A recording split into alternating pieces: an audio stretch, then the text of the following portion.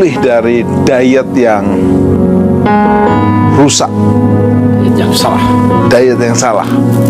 Jadi diet yang salah bisa menyebabkan diabetes, kanker, tumor, jantung, ginjal, semua penyakit. Tapi ada kabar baik, diet salah Anda masih bisa diperbaiki.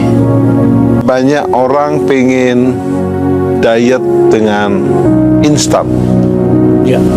cepat langsing, bukan langsung, cepat kurus.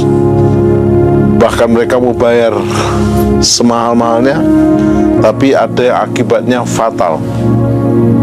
Nah, sebenarnya diet yang benar itu yang bagaimana, Dok? Good news, kabar baik untuk diet-diet yang terlanjur salah, karena akibatnya fatal. Ada yang akhirnya kena ginjalnya, kena jantungnya, kena penyakit kanker, tumor, dan yang ngeri adalah kena autoimun dan sebagainya. Jadi sebenarnya diet yang benar itu yang bagaimana, Dok? Oke, baik. Kalau kita menyimak kita googling di Wikipedia, ada 140-an macam diet. Wow. Ya. Nah, ada diet berdasarkan keyakinan agama, ada diet berdasarkan kebutuhan penyakit tertentu, dan ada diet yang sudah sangat terkenal seperti Mediterranean diet, sebab teruji pada populasi orang-orang di Mediterranean. Ada South Beach diet, gitu kan, ada Atkins diet dan sebagainya. Ada diet yang diberi nama seperti diet karnivora, ada ini karena makanannya daging melulu. Ada diet juga keto diet karena makan supaya lebih banyak lemak supaya terbentuk keton bodies kan, dan sebagainya. Nah, sekarang kita harus lihat apa yang dibutuhkan oleh tubuh sebenarnya kan. Nah, tubuh itu membutuhkan untuk sumber kalori untuk pembangun tubuh dan untuk energi itu didapatkan dari makronutrien, yaitu karbohidrat, lemak, dan protein. Nah, karbohidrat dan lemak itu sumber kalori dan protein itu untuk pembangun, ya. Nah, kemudian agar makronutrien ini dapat berfungsi atau bisa dimetabolismekan oleh tubuh, maka dia memerlukan mikronutrisi, yaitu vitamin dan mineral agar terjadi proses metabolisme.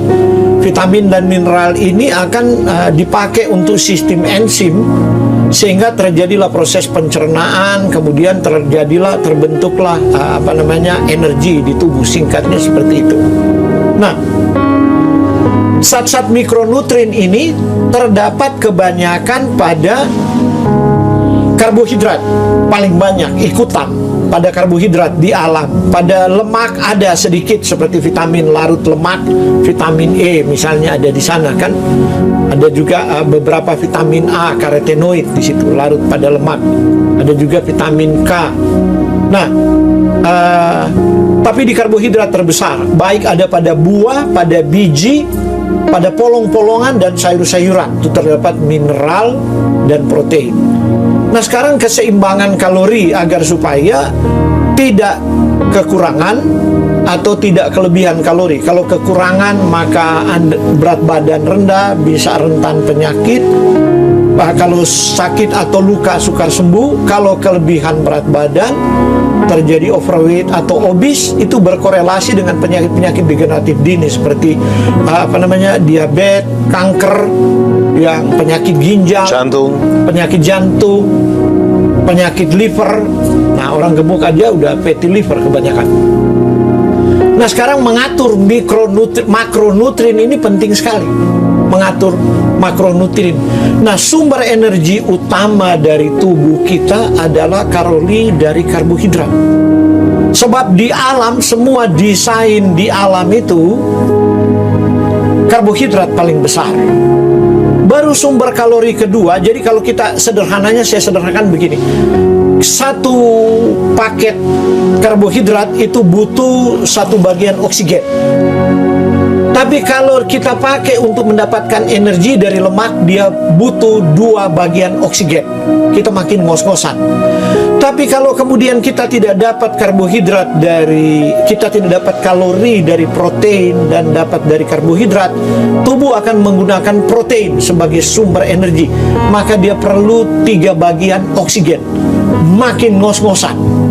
Nah, itulah sebabnya maka kalori karbohidrat itu menjadi bagian terbesar dari diet kita. Dan di berbagai budaya di dunia, bagian karbohidrat itu besar. Yang jadi persoalan adalah karbohidrat itu ada tipe karbohidrat kompleks, ada tipe karbohidrat sederhana. Karbohidrat kompleks itu ya terdiri contoh seperti umbi-umbian, kemudian padi-padian, itu kan sereal. Tetapi kalau sudah digiling dan diproses, kemudian seratnya hilang, maka dia akan menjadi karbohidrat yang fast release namanya.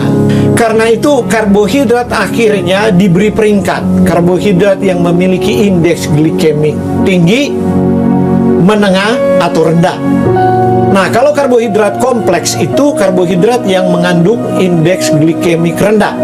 Contoh kita makan umbi-umbian, ya, indeks glikemik rendah itu tidak menaikkan gula darah dalam waktu yang cepat, dan karena dia mengandung serat dan kita cepat kenyang, sebab serat yang ada itu akan mengambil air dan kemudian memperbesar volumenya di saluran cerna.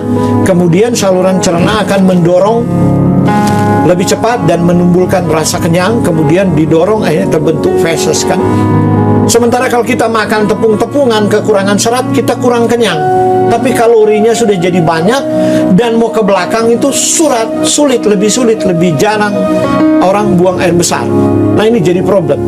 Kalau karbohidrat kompleks kita dapatkan 60-70% dari total kalori. Kita pakai kalori seperti kita ya, Pak Jarot, saya, dan Pak Tim itu kita rata-rata butuh 2000-2200 kalori. Nah, kalau kita pakai 60%, kita kali aja dari situ. Nah, kemudian sisanya, jadi kalau kita pakai 60 kan sisa 40. Maka 20% kalori dari lemak, 20% kalori dari protein. Nah, ini yang diet yang kebanyakan negara-negara barat punya diet seperti itu.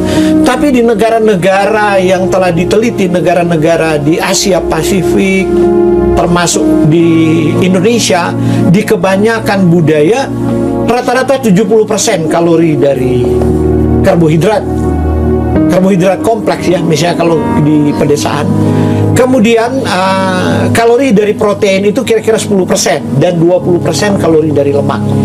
Ini rata-rata orang memiliki berat badan yang lebih ideal daripada terlalu banyak kalori dari lemak, dan efek terhadap ginjal dan perkembangan kanker di kemudian hari karena kalori dari protein yang lebih tinggi, di atas 20%. Nah, ada diet agar supaya orang itu berat badannya turun cepat ya, maka difokuskan pada lemak dan pada protein. Padahal kita tahu bahwa beberapa jenis kanker berkorelasi dengan kandungan protein yang terlalu tinggi di dalam makanan. Bukan hanya kanker, tapi protein terlalu tinggi itu menjadi mediator inflamasi di tubuh. Kalau kelebihan protein itu mempengaruhi ginjal dan juga mempengaruhi peradangan, inflamasi, kelebihan protein. Kelebihan karbohidrat juga begitu, dan kelebihan lemak. Nah, bicara karbohidrat tadi saya sudah singgung karbohidrat kompleks dan karbohidrat sederhana kan. Nah, kalau kompleks kita makan misalnya nasi masih berkulit ari, mau beras hitam, mau beras merah, mau beras coklat, mau beras hijau. Ada beras hijau dikultivasi di Kanada oleh orang Indian ya. Nah, warna-warna ini itu mengandung fitokimia. Nah, yang membantu tubuh untuk proses pemulihan dari penyakit atau mencegah jangan sampai sakit. Bagusnya yang masih ada kulit arinya ya. Ya, selain ada serat di situ, ada mikronutrien di kulit ari. Dan kalau beras putih kita makan itu sudah broken rice. Karena apa? Waktu digiling, disosok, kadang-kadang itu keluar kulit arinya, yang di dalam kulit arinya itu ada vitamin, mineral, ada. Sedangkan dia punya plumula, dia punya calon lembaga itu, ujungnya itu yang namanya rice germ. Disitulah sumber dari asam lemak dan protein yang sangat penting. Jadi hilang. dari germ. Yang ada tinggal bom kalori, yaitu karbohidrat tok. Dan inilah yang membuat orang makan nggak ada rasa kenyang. Makan nasi putih, apalagi beras pulen, beras enak, dia tambah-tambah terus. Nanti kemudian dia menyerah setelah diabetes. Dokter bilang kurangi. Nah, kelelahan kan. Nah, di lemak harus diperhatikan lemak jenuh dan lemak tidak jenuh. Lemak jenuh, asam lemak jenuh berkorelasi dengan tingkat trigliserid darah yang menjadi depot untuk kolesterol. Walaupun kita nggak makan daging, orang jadi vegetarian tapi terlalu banyak lemak jenuh gitu. Padahal ada diet makan lemak sekarang yang jadi berbahaya gitu kan, bikin fatty liver. Nah, kalau fatty liver udah macam-macam. Hati itu mempengaruhi metabolisme karbohidrat, bukan hanya lemak. Nah, dari lemak ini, lemak tidak jenuh ada tidak jenuh tunggal seperti misalnya di advokat atau minyak zaitun, omega 9 namanya. Baru tidak jenuh ganda ada 2, omega 3, omega 6. Ini perlu keseimbangan, ini penting sekali. Sebab ketidakseimbangan asam lemak inilah yang berkontribusi pada inflamasi yang terus-menerus. Apakah pada penyakit autoimun, berhubungan juga dengan diabetes dan berhubungan dengan kanker. Ya. Di dua ini, dan kanker juga ada hubungan dengan asam lemak jenuh. Nah, omega 3 itu kalau di tumbuhan ada di flaxseed, chia seed, ada di beberapa sayur tapi jumlahnya sedikit, tapi paling banyak ada di ikan laut dalam seperti ikan kembung misalnya, itu tinggi sekali ikan kembung atau ancovi. Ancovi itu ikan teri, tapi jangan teri kering yang sudah disimpan lama, teri basah bisa.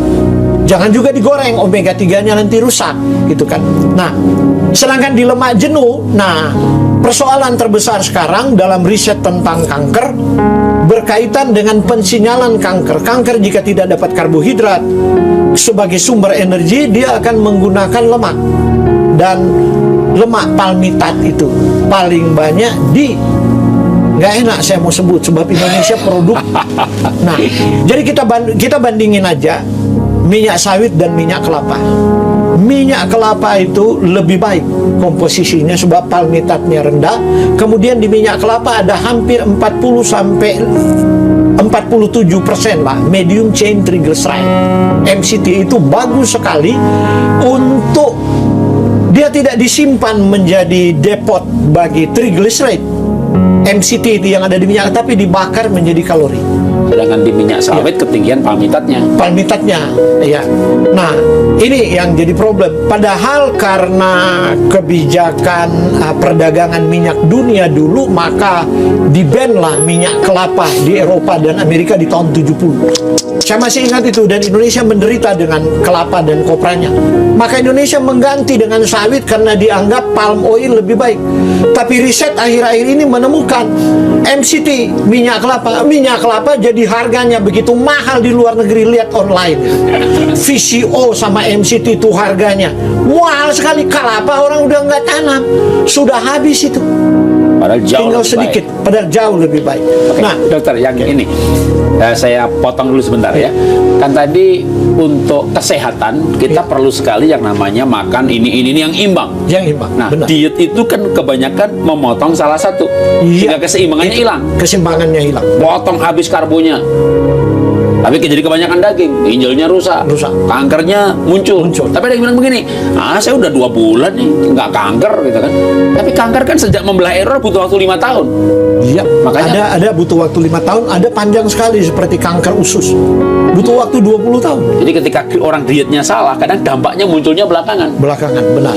Nah sekarang gini, orang diet kan kebanyakan tuh karena udah nggak sabar, ya entah mau nurunin, cepat-cepat. entah mau nurunin gula, entah mau nurunin berat badan. Iya. Makanya karbonya bener, sampai ada yang diet yang karbo dari sayur. Jadi enggak, kalau orang misalnya gini, kurangin karbo, oke lah. Iya. Ini sayur pun jangan dimakan. Bahkan rempah-rempah pun dianggap sumber karbo, jangan dimakan. Gimana dokter nih? Itu gila kan, dia nggak ngerti ilmu hitung kalori itu. Jadi nggak pernah belajar itu namanya ilmu dasar untuk S1 nutrisi. Jadi namanya dokter itu- namanya diet gila. Namanya diet gila. Diet gila tuh namanya. Kalau yang ngomong dokter nggak apa-apa. Diet gila karena apa? Orang yang logik, ya dia harus bisa menghitung berapa besar kalori dari sayuran itu. Karena itu saya bilang, berapa besar? Jadi ada namanya glycemic load. Walaupun misalnya wortel manis, indeks glikemik tinggi, tapi glycemic loadnya sedikit dia lebih rendah. Orang diabetes makan wortel nggak apa-apa, sebab beban glikemiknya, berapa banyak karbohidrat yang dia konsumsi cuma sedikit. Terus bagi yang lain dianggap, wah ini nggak boleh nih makan, karena lebih gila lagi kalau misalnya dia bilang, ini kan ubi jalar. Padahal ada bukti kita makan misalnya nasi beras putih dan makan ubi jalar, respons glikemik di darah kita berbeda. Sebab ubi jalar ada serat larut, dia menahan gula untuk dilepas.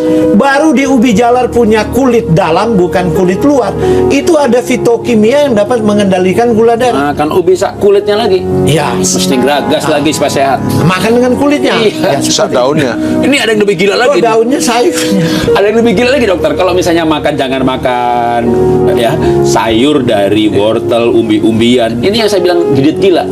Sampai herbal, rempah-rempah. Dari mana kalorinya? Lah. Terlalu kecil. Makanya itu sampai itu aja demi supaya gulanya ini turun habis. Jadi saya gulanya orang 400, sekarang jadi 90. Ya iyalah, sayur nggak dimakan, herbal nggak dimakan, banyak rempah-rempah nggak dimakan. Jadi gula darah turun, tapi radikal bebas meningkat begitu banyak, ginjal jebol, Jadi saya ketemu banyak orang. jantung jebol. Saya ketemu banyak orang yang diet seperti ini, dokter. Jadi setelah udah 2 bulan, 3 bulan, akhirnya mereka kalau nggak ginjal, susah BAB, karena dulunya pernah kanker lalu dia diabetes, diet karbonya terlalu rendah, tapi nggak makan herbal, nggak makan rempah-rempah, nggak makan antioksidan, kankernya muncul. Ya itu Aduh, dia. kasihan, memang kasihan. Nah, ini yang problem besar bagi kita dengan majunya dunia tanpa batas, borderless world, karena teknologi 5G, 4G, jadi dimanapun di desa, di mana yang penting ada akses internet, orang publikasi diet gila, lagi top, orang kan ukurannya kan cuma top. Yang Oh, penting ini cepet, banyak yang penting cepet kurus, yang penting cepet gulanya turun gitu ya. Seperti itu. Nah, Oke. saya punya diet lebih gila kalau ingin cepat kurus, Pak. Modalnya cuma 2.000 perak. Beli lakban. Saya beli lakban ditempel di mulut. Begitu seminggu masuk Begitu seminggu IGD. langsung opnam, Pak. Tapi berat badan pasti turun, Pak. Baik, dok, supaya ini lebih terarah ya, dok ya. Saya mulai agak tersinggung. Pak, jadi lo bilang kurus, Bapak lihat saya, Pak. Kalau gemuk lihat dia, Pak. Diet apa saja yang salah? Jadi biar Jadi, diet apa yang salah? Yang menekankan tadi, benar Pak Jarod katakan. Kan sumber saya bilang makronutrien itu ada karbohidrat, ada lemak, ada protein. Penekanan pada salah satu ini dan membuang yang lain itu salah. yang betul pengurangan, jangan pemotongan. Yang betul pengurangan berdasarkan kondisi tertentu. Kenapa itu harus dikurangi? Contoh, misalnya orang diabetes, kurangi karbohidrat. Kalaupun masuk karbohidrat sekian persen, apakah 30% dari kalori atau 40% dari kalori harus karbohidrat kompleks, supaya gulanya dilepas perlahan-lahan. Apakah dari umbi-umbian, dari polong-polongan, Dari sayur. dari sayur, seperti itu. Ubi-ubian, Ubi-ubian. Nah, cuma ubi-ubian jangan singkong untuk diabetes. Tambah Kasapa. naik. Tambah naik. Tambah naik dia gula darahnya. Apalagi Tapi ubi singkong yang jalan manis itu ya? boleh. Singkong sama itu nggak boleh. Singkong, bahkan dari singkongnya sampai daunnya jangan. Orang Nah, diabetes ya. Kalau diabetes nggak bisa tuh. Jadi langsung Oke, naik. saya bongkar satu-satunya. Diet keto sekarang. Tidak makan karbo sama sekali, makanya daging lemak, daging lemak, daging lemak. Itu akibatnya gimana? Saya di Solo saya masuk 2007. Ya. Di 2011 saya dikenal sekali di Jawa Tengah. Tiap seminar di kota-kota, dan kemudian di tahun 2014 stoplah diet keto. Ya. Sampai anak-anak muda yang gemuk. Nah, kebetulan waktu di seminar saya ngomong, kamu diet keto coba 6 bulan. Kamu slim, tapi tell me why. Jadi telat mikir. Itu pertama akibatnya. Ya, telat mikir dan kaget itu. Saya lihat ada anak gadis kok slim gitu kan, sekelompok anak gadis. Lah langsung habis itu datang mau konsultasi sama ibu mereka. Udah pada tell me Kenapa? semuanya. Udah pada tell me gitu kan. Prestasinya drop di sekolah, ada yang kuliah tapi slim gitu loh. Nah, Jadi kalau keto menyebabkan tell me, itu awalnya. ya kalau orang yang ringan-ringan begitu, tapi bisa menyebabkan fatty liver. Ya, itu yang kondisi yang lebih berat. Kemudian bisa menyebabkan lemak, apalagi dia konsumsi lemak jenuh, itu onset kardiovaskular, yaitu penumpukan plak di saluran pembuluh darah. Karena begitu makan lemak katanya, Ya, maka lemak yang di tubuh itu dijadikan energi sehingga dia kurus. Apakah itu betul? jadi begini, lemak itu pada dasarnya lebih sulit untuk diubah menjadi kalori pada dasarnya. Ya. Dan waktu orang pakai sumber lemak dari situ, maka tubuh kan perlu energi. Maka tubuh akan berusaha mendapatkan energi dari keton bodies namanya. Jadi hasil dari pemecahan lemak. Nah, itu perlu rantai yang sangat panjang sehingga dia agak ngos-ngosan dan darah menjadi acid, menjadi asam karena proses metabolisme itu. Itu boleh diberikan dalam kondisi tertentu under control dan biasa diberikan 3 bulan misalnya. Untuk waktu, ya, penyakit ada batas tertentu waktu. ada batas waktu dibuat. Ya. Entah bagaimana kemudian itu menjadi populer di kalangan umum, padahal itu hanya dipakai oleh pendampingan ahli untuk penyakit-penyakit tertentu dalam jangka waktu tertentu. Karena otak membutuhkan karbohidrat itu kayak. Ya, otak itu sumber energi terbesar otak itu dari karbohidrat, dari gula untuk menjadikan. Nah, kalau dia tidak dapat karbohidrat karena puasa keto, Dia akan menggunakan keton bodies. Otak masih bisa menggunakannya dalam rentang waktu tertentu, tapi tidak bisa terus-menerus. Itu punya ekses. Demikian juga pada seluruh tubuh.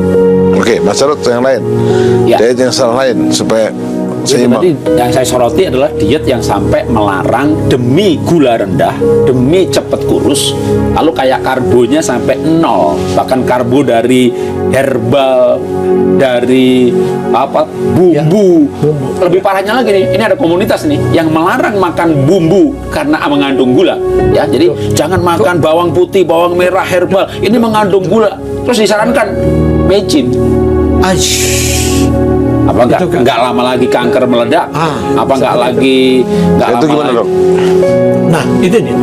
Nah, di Amerika sendiri ada Chinese Restaurant Syndrome dikatakan karena micin. Penelitian micin pada tikus itu menyebabkan tikus jadi gila, menyebabkan tikus serangan jantung, menyebabkan tikus itu kelebihan mereka micin gitu glutamat. kan, monosodium glutamat kan. Kemudian bagi kanker, glutamat ini luar biasa sekali. Karsinogen. Dia karsinogen, dia memicu pertumbuhan yang luar biasa. Nah, orang-orang yang diet itu pertama mereka tidak tahu mereka membawa gen kanker dan sebagainya akan lebih cepat dipicu dalam waktu dekat atau menyebabkan ketidakseimbangan biokimia tubuh yang mengarah kepada berbagai penyakit degeneratif nanti mungkin setelah 4-5 tahun kemudian. Nah, yang jadi lucu adalah hitung-hitungan saya bilang tadi, dia nggak ngerti indeks glikemik dan glikemik load. Ada karbohidrat di bawang-bawangan, umbi-umbian, tapi berapa banyak karbohidrat sih? Tapi keuntungan fitokimia yang ada di situ untuk sebab contoh diabetes itu orang hanya melihat gula tapi nggak melihat bahwa diabetes itu sumber radikal bebas. Dan ada banyak penyakit diabetes tidak bisa hanya dikontrol bahkan oleh obat dalam pengobatan primer ya, untuk obat yang resep ya. Radikal bebas, gulanya terkendali tapi radikal bebasnya jalan terus. Karena itu orang diabetes mengalami masalah dengan otak, mengalami masalah dengan kulit, ya, mengalami masalah dengan diabetes. Tapi kemudian walaupun gulanya terkendali, tapi karena hanya fokus pada pengendalian gula tapi radikal bebasnya tidak terkendali, maka terjadi glycation and process karena inflamasi yang berlebih-lebihan, sehingga akhirnya kemudian terjadi saraf perifer itu mulai kena Kesemutan tiap hari. kesemutan tiap hari, seperti itu. Nah, jadi problem kembali ke tadi adalah betul karbohidrat harus direduce dan dipilih yang indeks glikemiknya. Contoh di bawang tadi, glikemik loadnya sudah kecil, seratnya banyak, Jumlahnya dikit iya, ya. jumlahnya sedikit. Emangnya ada orang makan bawang 1 kilo? Bahkan bawang 1 kilo kalori dari nasi itu masih lebih besar dan dari umbi-umbian. Paling kan dia makan 1 bonggol aja bawang bombay, kalorinya itu diabaikan untuk orang diabetes. Seperti itu. Kalau saya setuju. Jadi misalnya kita makan ya makan apa aja ya, mau makan telur, mau makan sayur, lalu segala macam herbal, bumbu, itu kan total kalorinya misalnya kalau tadi Bapak bilang satu hari kita butuh 2.000, lebih rendah lah karena 1.500. Iya, 1.500 kalori. Nah, Oke. itu yang dari sayur dan bumbu-bumbuan itu nggak akan lebih dari 500. Benar. Bahkan Tidak. mungkin hanya 200. Kalau saya nih, kan saya diabetes Pak ya. Iya. Jadi saya diabetes, gula pernah 400-an, HbA1c 11,5 Pak. Gula 400, 500, Saya hampir 500. 16 HbA1c. Jadi memang saya nggak makan nasi, nggak makan bakmi, nggak makan roti, nggak makan bahkan umbi-umbian saya nggak makan Pak. Kadang-kadang kalau pas ketemu yang ungu ya saya makan, tapi saya nggak pernah sengaja cerai beli ubi ungu. Tapi saya sayur makan banyak. Sayur makan banyak, buah pun saya pilih Pak, hanya apukat dan salak. Selebihnya saya fermentasi semuanya. Tapi bumbu-bumbu saya makan banyak. Kalau lagi makan misalnya salmon, kasih aja lada hitam banyak. Lagi makan sayur yang ada jahenya 1 potong, saya bilang pembantu, jahenya 3 potong. Nah, itu saya sengaja banyakin karena kalau toh ada kalorinya, si total semuanya dimakan dalam 1 hari, nggak lebih 500. Tidak akan 500 kalori. Iya, Benar. nah itu yang membuat saya lepas obat, lepas insulin tanpa ada efek samping. Ya jangan sampai kita mau ngejar gula rendah, ngejar berat badan turun, tapi berat badannya turun nih, sekarang kurus gitu ya. Efeknya apa? Otaknya lemot, BAB susah, kena kanker, ginjalnya rusak. sarafnya degenerasi, iya, gitu setuju kan. banget dokter. Dan punya penyakit penyerta yang lain. Yes. Yaitu sebab diabetes ini kan ibu buat penyakit jantung. Karena itu dana jaringan kesehatan nasional itu habis, yaitu BPJS, untuk mensupport diabetes dan komplikasinya yang kira-kira dananya habis sampai 30% lebih. Ya. Karena diabetes itu kalau tidak terkendali sampai glycation and process, dia bukan cuma bikin orang buta, demensia cepat, tapi yang paling bahaya kan onset kardiovaskular dan ginjal jebol.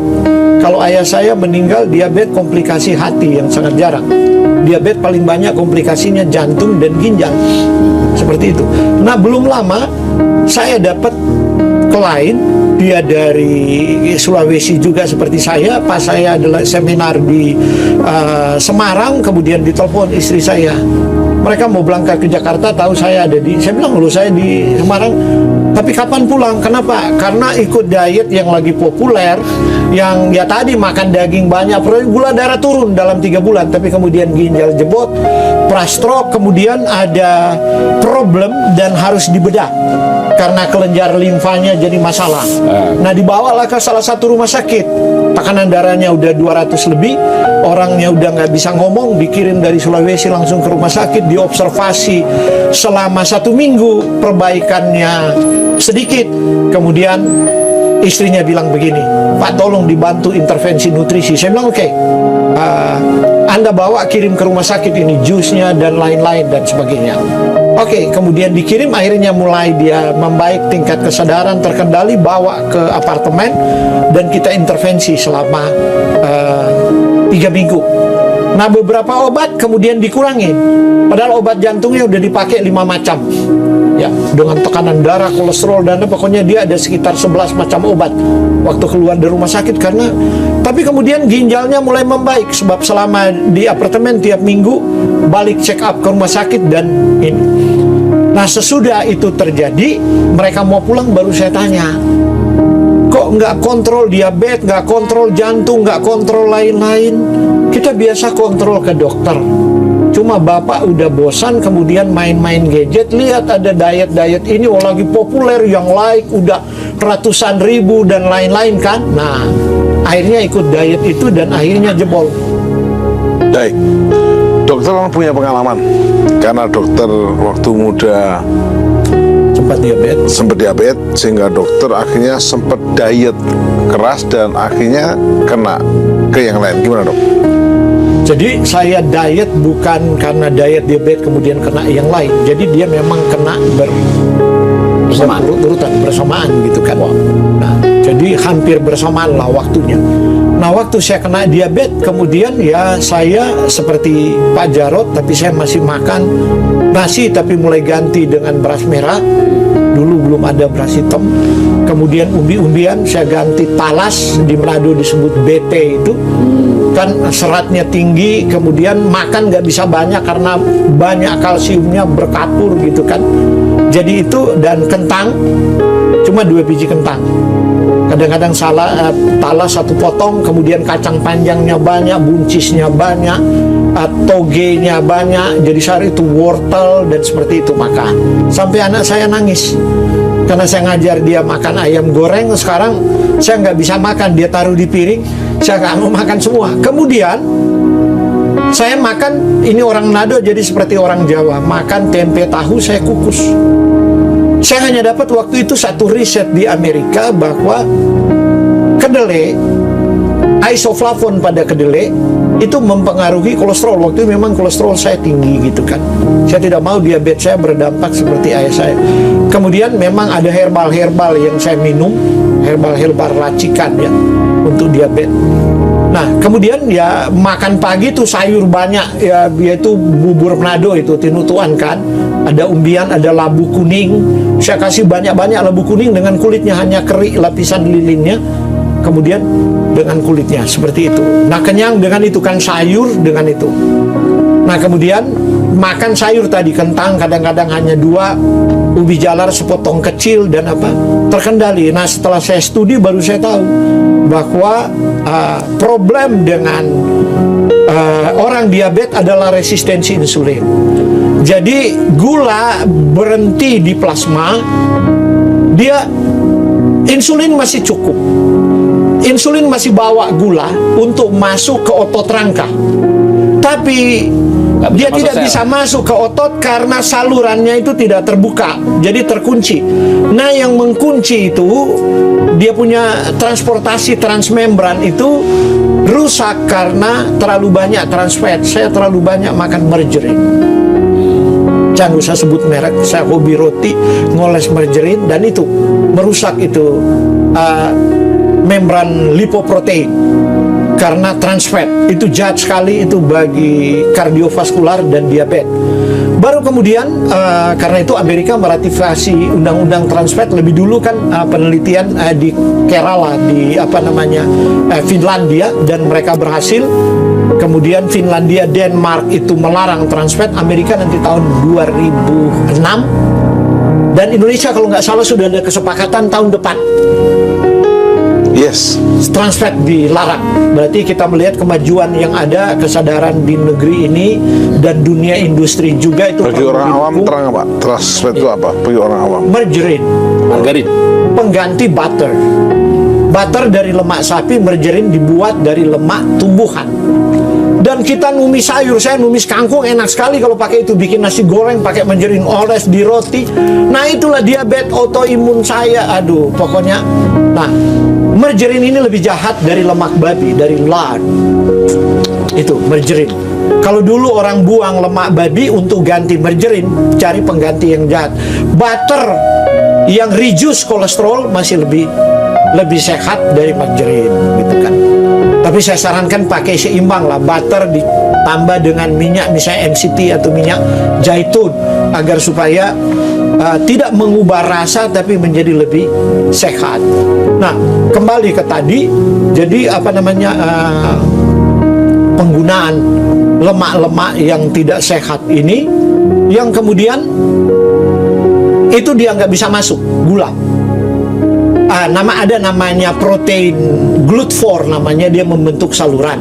Nah, fitokimia yang namanya isoflavon, yaitu hormon tumbuhan yang ada pada kedelai, mampu memodulasi itu sehingga GLUT4 bisa mengambil gula dibawa ke otot rangka. Baru penelitian akhir-akhir ini, bukan sudah 10 tahun terakhir, menemukan lagi di kedelai dia punya polipeptida, protein yang ada di kedelai penting untuk supaya GLUT4 itu bisa mengambil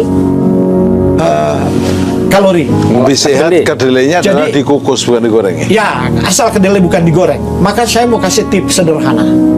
Ya, Kalau edamame, edamame, nah itu edamame itu kan kedelai. Ya. Ya, orang ngemil edamame tingkat folatnya lebih tinggi. Jangan digoreng. Sebab ada banyak juga problem dengan orang. Folat ini kan penting bukan cuma untuk darah kita, untuk hemoglobin, tapi untuk saraf dan ini ya untuk metabolisme.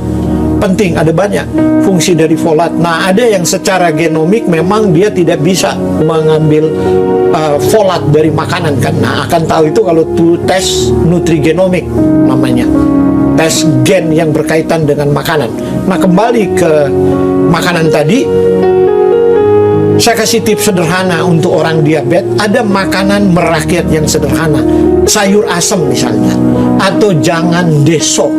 Saya kalau ke Solo, IO saya dan itu, kok heran Bapak nih orang Manado kok tergila-gila dengan jangan deso.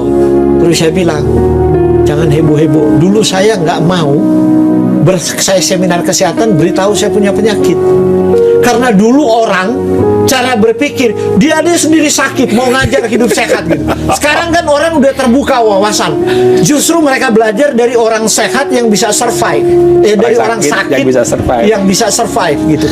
Kalau dulu saya tutupi, saya sembunyiin, saya sakit apa gitu kan. Saya makan ini, loh kok bagus, jangan deso, coba lihat kan. Sayurnya manisa. Manisa itu labu siam. Labu siam punya fitokimia mengendalikan kolesterol dan gula darah. Labu siam. Baru kemudian belinjo, yang biji belinjo kan. Ya. Baru kacang panjang di situ. Kacang panjang punya di kulitnya kacang itu polongannya, termasuk di dia punya kacang proteinnya itu membantu mengendalikan gula darah, fitokimianya. Baru dia pakai santan encer, santan kelapa muda kan. Itu aja. Jangan deso kan. Itu makanannya deso, orang yang deso. Disebut orang deso gitu. Oke, sebelum masuk atau ke sayur asam. Sayur asam ya. Dan kalau tempe tahu Pak dibungkus, jangan dikukus supaya enak, di woku. Woku itu anti-inflamasi, bumbu woku. Di woku Manado. Bumbu herbal itu dia bumbu. Itu herbal semua kan di situ. Ada jahenya, ada kunyit, ada bawang putih, ada daun jeruk, ada kemanginya, ada macam-macam, ada laosnya, ada daun bawangnya, ada jahenya, ada kunyitnya kuning. Oh, kalau ada yang diet lewat puasa intermittent, gimana Mas Arut? Oh, puasa intermittent fasting. Jadi begini, intermittent fasting itu positif dan dalam ujinya itu kalau intermittent fastingnya itu dibuat benar ya. Sebab model yang lebih besar dari intermittent fasting itu adalah puasa Ramadan. Dan ada banyak kajian yang telah dibuat itu bermanfaat bagi kesehatan. Saya malah menulis satu artikel, belum lama saya tulis, diminta mengenai manfaat kesehatan dari puasa Ramadan. Saya tulis itu. Makanya cukup menarik ya dokter ya. Di daerah Timur Tengah, angka kanker rendah. Angka kanker rendah. Sebab kenapa? Waktu puasa intermittent itu yang benar dan puasa Ramadan yang benar. Benar artinya bukan cuma puasa tubuh makanan, tapi juga kan pikiran dan apa sesuai dengan keyakinan agama yang diajarkan. Saya hanya buka-buka. Buka puasanya makan sehat. Dan makan sehat, berbuka makan sehat, maka SOD-nya itu meningkat, glutathione meningkat, katalasenya meningkat. Jadi ini enzim-enzim antioksidan dan dia mereduce tingkat inflamasi. Kalau Ramadan kan intermittennya 12 jam. 12 jam. Tapi ada yang 16 jam itu gimana? Ada 16 jam kan intermittent. Nah itu kalau orang gemuk, kemudian dia cuma mau makan satu kali untuk mereduce kalori. Tapi yang salah, makan satu kali itu makan sembarangan. Yang satu kali. Dan dia kekurangan antioksidan dan fitokimia karena dia tidak makan buah dan sayur. Saya mengajarkan intermittent, yaitu detox good news juga yang saya modifikasi. Sebenarnya itu juga dihitung intermittent. Jadi kalau makan pagi itu buah. Jadi waktu makan pagi buah kita nggak kasih beban karena apa? Kalori dari buah itu di dalamnya ada ikutin mikronutrien fitokimia. Dan ada enzim yang membantu mencerna itu. Itu kan pertama. Baru dia serat tinggi kita makan kan. buah yang berserat tinggi, maka rasa lapar itu ditahan sehingga jarak 4 jam kemudian baru kemudian kita makan besar, misalnya makan jam 12 dengan kalori. Tapi kembali ke prinsip kalorinya harus memperhitungkan indeks glikemik load, sayurnya cukup dan lain-lain. Sesudah itu misalnya makan besar di antara jam 1 jam 2. Sesudah itu ada waktu panjang kan, contoh misalnya jam 4 berhenti tidak masuk makanan. 5, 6, 7, 8, 9, 10, 11, 12, 1, 2, 3, 4, 5, 6, 7. Sudah 15 jam sampai jam 7 pagi. Jam 8 dia makan lagi, sudah 18 jam. Makan tadi buah lagi. Mau misalnya pepaya, nas, apel. Jadi hanya pagi dan siang. Ya, jadi dia hanya makan buah pagi dan siang. Dan kemudian dia makan siang. Nah, makan siang tuh makan lengkap. Dia ada karbonya, ada sayur dan lain-lain. Kemudian sampai jam 4 itu dia makan buah atau makan sayur. Bukan berarti tidak ada makanan, sebab kalau enggak sampai jadi stop karbohidrat yang kalori besar sudah cuma di siang. Kalau skip breakfast hanya siang dan malam makannya. Jadi, yang jadi problem malam itu kita tidak butuh kalori. Kita kan mau tidur malam. Nah, yang problem terbesar adalah dalam budaya oriental, termasuk Indonesia disebut budaya oriental kan, mulai dari Indochina. Makan malam itu pesta, makan raja, makan besar, jamu orang kan, makan malam sampai tengah malam. Ini dia simpan karbohidrat, tidak dipakai menjadi kalori, tapi disimpan menjadi cadangan kalori, yaitu lemak. Kita boleh nggak makan pagi, nggak makan siang, makan malam pasti gemuk. Cuma makan malam doang, puasa dari pagi dan makan malam doang, gemuk. Itulah sebabnya ada kajian dibuat di Iran, ya. Ada problem dengan puasa Ramadan di mana fungsi hati meningkat karena beban yang diberikan oleh makanan yang kaya kalori dan kaya lemak pada malam hari waktu buka. Pada malam hari waktu berbuka. Tapi mereka yang berbuka dengan makanan yang bukan padat kalori dan pada dari karbohidrat dan lemak, karbohidrat sederhana, malah mereka sehat. Contoh, daripada minum air gula, makan kurma. Kurma itu kompleks karbohidrat sebab seratnya tinggi walaupun dia ada gula dan dia kaya mineral. Seperti itu kan. Jadi itu berbeda. Ya. Nah, kembali ke tadi, jadi intermittent di dalam konteks sainsnya itu benar. Tapi waktu diejawantahkan kemudian dibikin diet sehari-hari, salah. Orang hanya pikir 16 jam nggak makan. Sudah itu, you mau makan apa aja. Iya. Saya ada kenalan, malah hampir mau stroke karena intermittent. Karena waktu dia makan itu, wah, daging semua dimakan dan apa, sate dimakan, gorengan dimakan, kemudian dia puasa 16 jam nggak makan. Ya, berat badannya jadi slim, tapi indeks radikal bebas dan serum jantungnya, MDA-nya itu meningkat. Radikal bebas. Nah, jadi kalau diet yang tepat menurut program Kudus secara umum dulu, sebelum nanti kita ikut campnya gitu ya, Pak ya. Jadi saya gini aja, karena saya bicara ada di Jazirah Jawa ya, di Jawa. Jadi jangan deso, sayur asem, sayur-sayur sederhana, atau Anda makan tadi capcay, banyak sayur di situ kan. Kemudian ya proteinnya, karena orang Jawa basisnya sebagian besar protein tempe tahu, jangan digoreng. Itu bagus untuk kolesterol, untuk diabetes. Woku aja ya. Iya ya. Jadi kalau mau woku ya bagus. Jadi gantilah tempe tahu dan ikan laut dalam. Seperti itu. Dan kemudian makan besar aja di siang hari. Nah, kemudian makan malam itu kalorinya diturunkan. Kalorinya lebih banyak mungkin makan sayur di malam hari dengan ikan sedikit atau protein sedikit misalnya. Nah, kalau ada lapar di antara waktu itu, ngemil aja buah yang berserat tinggi.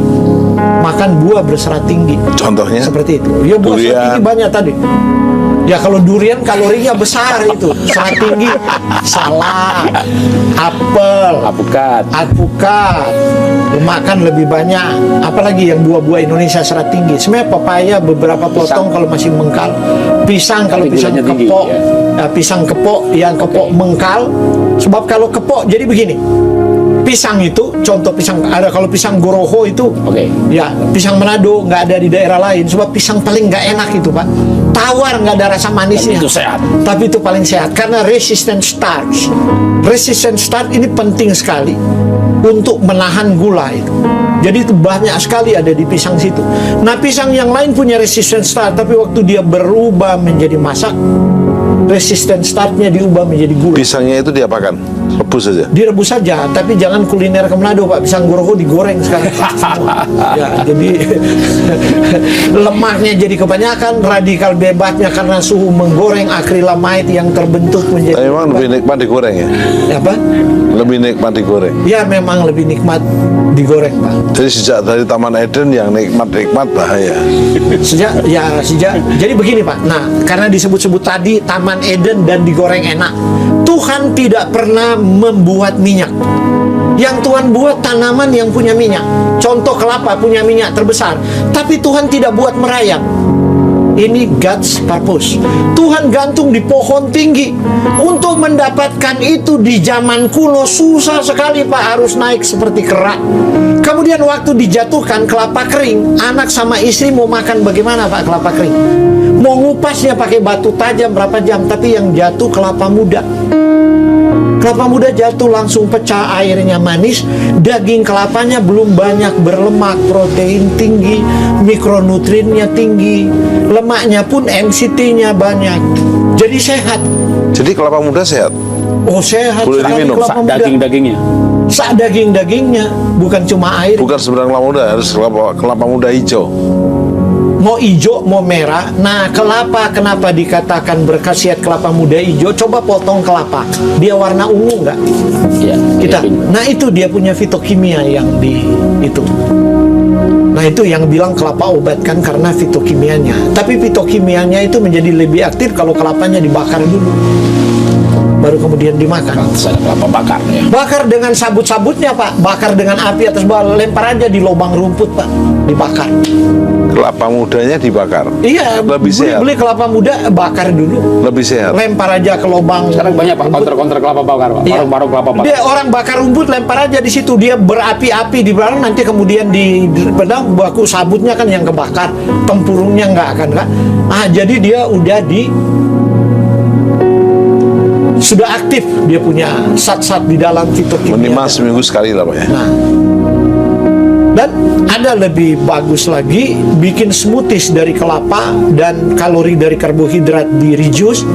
Kelapa muda di blend pakai advokat. Mau lebih enak tapi biaya lebih mahal, kasih almond dikit. Wah. Jangan dikasih es krim. Jangan kasih float es krim di atas Pak. Yang aneh kan advokat itu sumber asam lemak tidak jenuh tunggal, yaitu asam lemak. Jadi kalau Anda tidak dapat dari minyak zaitun, dapat dari advokat. Bagus sekali itu. Asam omega 9 ya. Asam omega 9. Asam lemak omega 9. Nah, ini tidak mempengaruhi kolesterol, asam lemak omega 9. Itu penting untuk tubuh. Minyak zaitun mahal, kita dapat dari advokat. Tapi advokatnya yang diciptakan oleh Sang Pencipta. Buahnya besar, dagingnya nggak terlalu banyak, bijinya kebesaran. Itu yang bagus. Bijinya toh. Nah, jadi begini. Ini kan tidak ergonomik dalam prinsip ergonomik manusia. Harusnya di biji itu bikin bijinya seperti rambutan kan bisa. Sisa ruang yang ada dikasih masuk susu, dikasih masuk coklat, Es krim. dikasih masuk es krim. Itu kan bisa. Tuhan kan maha sanggup. Maka advokat waktu kita makan sudah jadi advokat di mall Pak. Tapi nggak dibuat begitu advokatnya. Dibuat malah rasanya ada aftertaste-nya sedikit, kadang-kadang ada pahit-pahitnya. Di situ fitokimianya kan. Seperti, dan tidak dibuat manis sebab kandungan fitokimia yang ada di dalam dan asam lemak omega 9. Sang pencipta sudah tahu jangan taruh gula. Kalau taruh gula dia menjadi tidak aktif. Kita sekarang gula jaraknya jauh ada di tebu, Pak. Pohon advokat sendiri, apalagi susu terlalu jauh, Pak, antara tumbuhan dan hewan ada di sapi. Tambah lagi es krim floating di atas, makan lagi malam hari, minta ampun. Habis makan advokat, trigliserid naik, kolesterol naik, Tidur. autoimunnya kumat, asam uratnya kumat. Nah, langsung orang bilang advokat jahat. Padahal enggak. Temennya yang jahat.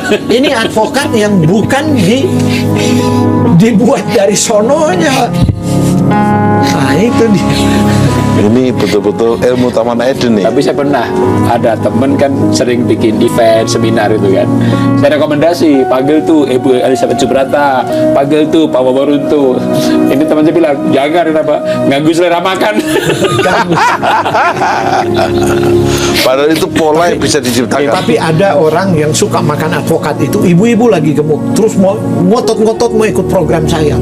Pak, saya suka sekali makan advokat itu. Oke, saya ubah ya. Hanya perlu 21 hari. Pertama, aduh Pak, nggak enak. Hari kedua nggak enak. Hari 1 minggu sudah nggak pernah japri ke saya, nggak enak. Hari ketiga minggu saya bilang, ibu sudah boleh berhenti. Malah komplain ke saya, kenapa saya harus berhenti, Pak? Ya, ini enak sekali, Pak. Loh, saya nggak salah dengar, Bu. Nah, ini Pak enak, berat badan turun, berat badan saya jadi ringan.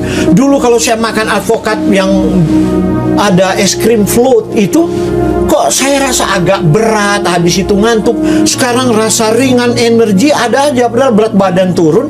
Istilahnya dia, saya jadi kempes, tapi kok energi saya, badan saya segar gitu. Kok Bapak suruh berhenti?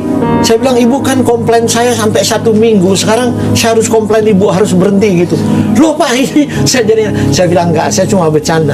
Lanjutkan ibu, botonnya kan sudah terbentuk, hanya perlu 21 hari. Jadi jangan dikomplain. Contoh begini ya, anak waktu lahir, satu-satunya susu yang cocok adalah susu ibu. Tapi karena ibu mau bekerja, dikasih susu botol, sakit perut bengkak. Tapi kan pergi ke dokter anak, ibu dikasih aja terus. Nanti kemudian kembung, jadi sudah ganti merek ini, akhirnya ibu kasih betul. 3 minggu kemudian dia udah bisa minum. Karena botolnya terbentuk. Bukan, ya karena betul botonnya itu terbentuk. Tubuh manusia itu beradaptasi terhadap makanan. Jadi, itu luar biasa. Tubuh kita smart, Pak ya. Iya, tapi ada adaptasi yang mengganggu keseimbangan yang menyebabkan penyakit. Itu yang harus kita walaupun ada yang negatif, Pak. Minum air, minuman keras, tubuh secondary. Tubuh beradaptasi, Pak. Minum minuman keras. Orang rasa fit di waktu muda dan lain-lain. Tapi kemudian terakhir jebol satu waktu. 21 hari yang mengubah hidup. 21 hari. Baru kemudian, ini mungkin yang terakhir saya katakan, kalau 40 tahun pertama dalam hidup kita mendapatkan gain dari nutrisi. Jadi ini saya katakan untuk orang yang belum berumur 40, maka kita akan dapat gain kedua, kita bisa mencapai 80 tahun dan bebas penyakit. Kalau 40 tahun kedua juga kita makanannya benar, kita akan dapat gain ketiga. Sebab umur rata-rata yang bisa dicapai sekarang, The Secret of Blue Zone telah mengunjungi 5 daerah di seluruh dunia, dan Buettner yang dibiayai oleh Cash Network terkenal sekali, Nicoya Peninsula, Ikaria Yunani, kemudian di Amerika Serikat, dan Okinawa di Jepang, dapat mencapai sampai 120 tahun. Yes, centenarian. Mantap. Jadi bisa mencapai tanpa penyakit yang berarti. Dan itu ada buktinya di kitab suci. Nabi Musa umurnya 120. Saya telah pergi ke Amerika di Loma Linda. Saya melihat sekelompok orang di sana. Dokter ahli bedah sudah umur 98 tahun, tangan tidak gemetar, otak tidak pikun. Dokter bedah gemetar. Saya nggak mau dibedah sama dia. Jadi memang terbukti. Jadi ya itu. Tapi kalau kita sudah rusak 40 tahun pertama, untuk mencapai usia 60 pun sukar. Jadi kita punya tenaga vital sehingga umur harapan hidup menjadi lebih rendah. Mulai Bersyukur sekarang ikut perbaiki. program Good News ini. Karena itulah namanya good news, kabar baik. Kabar baik buat pemirsa, buat kita semuanya. Kabar baik Iya. untuk kita semua, ada jalan keluar.